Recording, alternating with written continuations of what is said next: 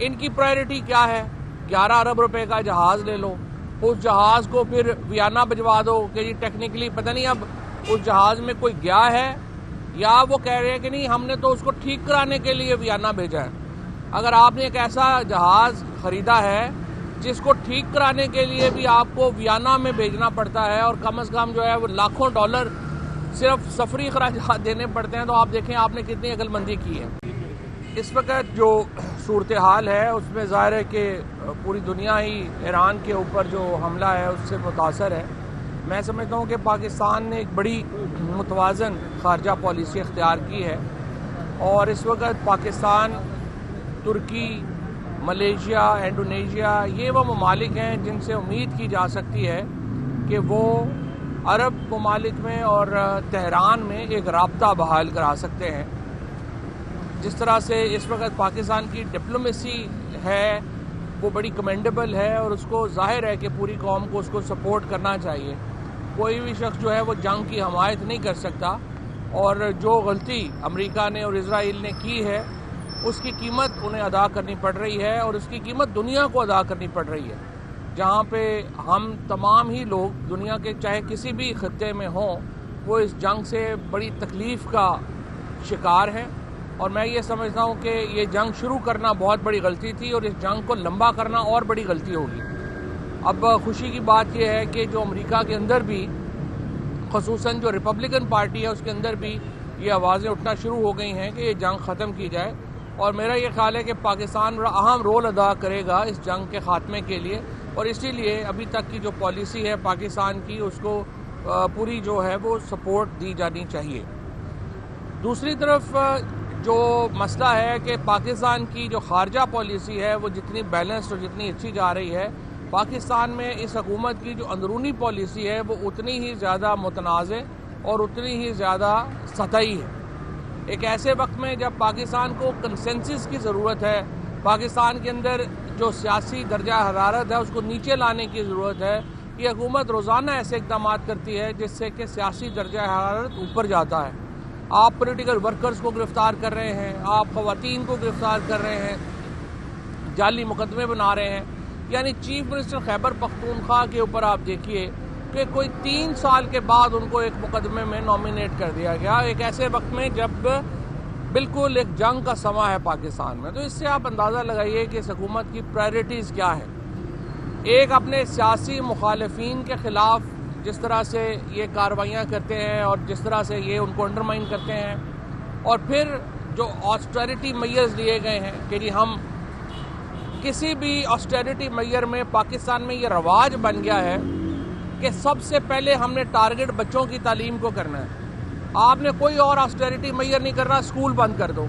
بھائی جب آپ ایک دن بھی اسکول بند کرتے ہیں، ایک مہینہ اسکول بند کرتے ہیں، آپ اپنے بچوں کا ایک قیمتی مہینہ، ایک قیمتی وقت ضائع کر رہے ہوتے ہیں۔ یہ آخری پرائرٹی ہونی چاہیے حکومت کی، اسکول بند کرنا، نہ کہ پہلی پرائرٹی ہونی چاہیے۔ ان کی پرائرٹی کیا ہے؟ 11 ارب روپے کا جہاز لے لو، اس جہاز کو پھر ویانا بھجوا دو کہ جی ٹیکنیکلی پتہ نہیں اب اس جہاز میں کوئی گیا ہے یا وہ کہہ رہے ہیں کہ نہیں ہم نے تو اس کو ٹھیک کرانے کے لیے ویانا بھیجا ہے۔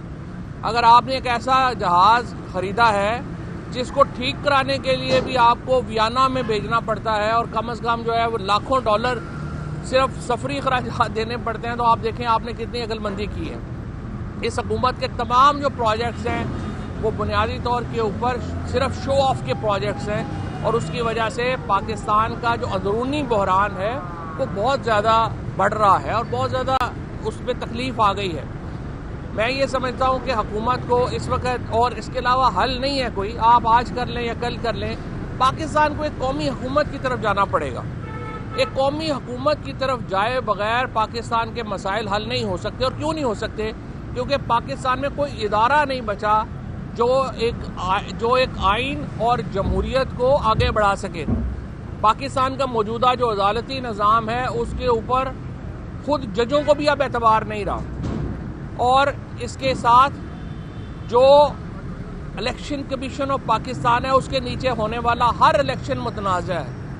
پاکستان کے اندر جو کانفلکٹ ریزولوشن کے ادارے ہیں، یعنی ایسے ادارے جو جمہوریت کے اندر تنازعات کو حل کراتے ہیں، وہ اپنی اہمیت ہی کھو بیٹھے ہیں، اور اس کے نتیجے میں پاکستان کا اندر جو سیاسی تنازعات ہیں وہ بڑھتے جا رہے ہیں۔ عمران خان کی آپ دیکھیے کہ بڑی سمپل بات تھی کہ ان کو تکلیف ہے آنکھ میں، عدالت نے ایک اپنا مائکس مقرر کیا، ایک فرینڈ آف کورٹ مقرر کیا، اس نے جا کے رپورٹ دی کہ 85% ان کی آنکھ کا ویژن جو ہے وہ متاثر ہو گیا ہے۔ اس کے بعد اگلا سٹیپ کیا ہونا چاہیے تھا؟ اگلا سٹیپ یہ ہونا چاہیے تھا کہ عمران خان کا علاج ان کے ڈاکٹر سے کرایا جاتا۔ اسی مدعے کے اوپر آپ دیکھ لیں کہ اس حکومت نے کیا کیا کہ آپ عمران خان کو ان کی اجازت نہیں دے رہے کہ وہ اپنے ڈاکٹر سے علاج کروا سکیں۔